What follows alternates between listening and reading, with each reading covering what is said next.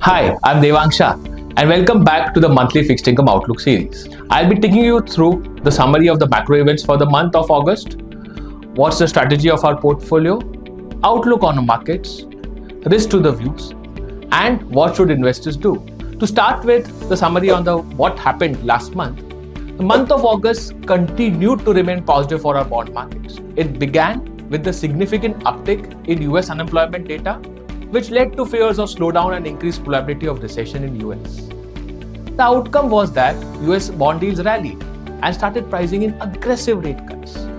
Fed futures are now pricing in more than 100 basis of cut till December and a total of 200 basis of cut by end of December 2025. The 10-year bond yields rallied and are now trading close to 3.8%.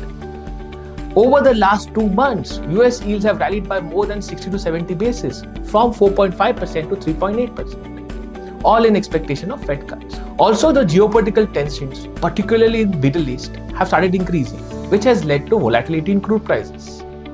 However, weaker China macro data, fear of global growth slowdown led to lower commodity prices, and we have not seen any significant uptick. In the Jackson Hole meeting, the Fed chair almost confirmed a September rate cut. Important question for all of us is how much will they cut and how fast will they cut? We believe that they would be cautious and data dependent, and we don't expect more than 75 basis of cut till December 2024. Coming back to India, last month we had the RBI MPC meeting, which continued with its status quo stance on the rates with a cautious tone. Impact of the policy on our markets was very muted. The India macro data was positive for bond markets, specifically the July CPI print, which came at 3.54% due to the favorable base effects. And core inflation continued to remain low at 3.4%. We believe that due to significant fall in vegetable prices recently, headline CPI print for August, which will get released next month, too will be at 3.5%, and the CPI average for this quarter will be substantially lower than RBI expectations. RBI is expected 4.4. I think it will be lower than 4.4. In anticipation of the lower CPI prints and Fed rate cuts starting September, our bond market yields also rallied by 7 to 10 basis, and the swap yields were lower by 20 basis over the month. Banking liquidity, as highlighted by us, continued to remain surplus, and overnight funding rate continued to remain easy, which kept money market yields under check. What's the strategy for our portfolio and outlook for markets?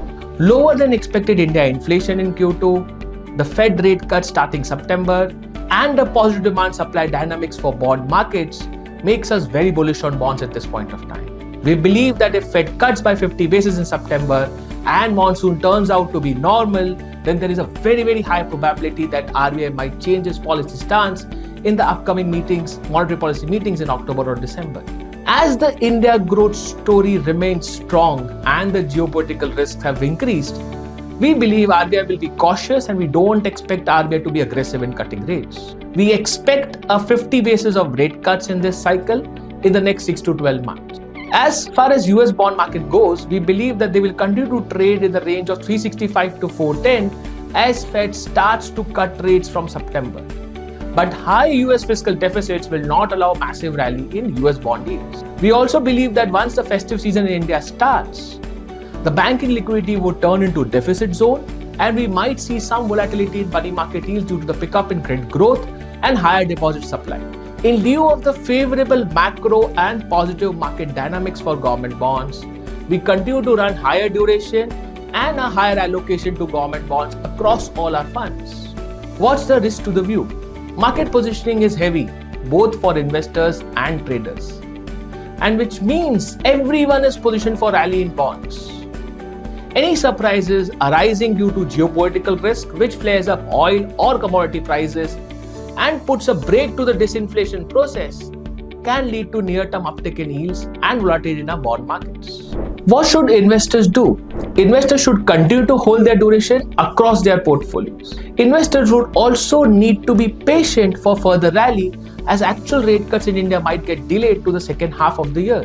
Due to a favorable CPI, favorable demand supply dynamics for government bonds, and continued flows from FPI along with Fed cuts, we continue to advise short to medium term funds to our clients along with tactical allocations to gilt funds. I would like to thank you all for watching this video and keep following this space for more updates.